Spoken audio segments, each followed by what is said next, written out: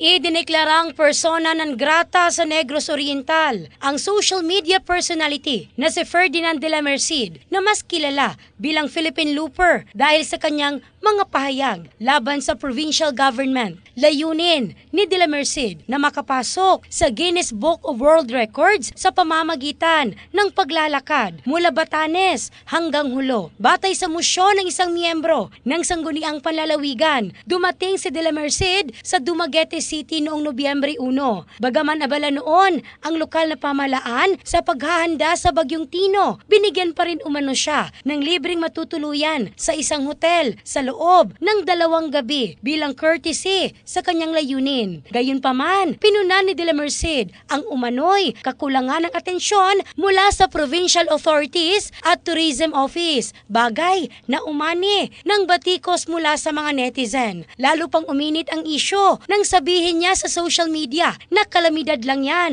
taon-taon nating nai-experience yan. Bago pa man lumabas ang persona ng grata declaration, naglabas na ng public apology si de la Merced sa mga taga Negros Oriental. Sa kanyang pinakahuling post, nasa Cebu na siya at nagpapatuloy sa kanyang walking journey bilang bahagi ng kanyang Guinness Record attempt in the heart of changing lives. Ako, si Michelle Craste ng Brigada News Philippines, the Music and News Authority.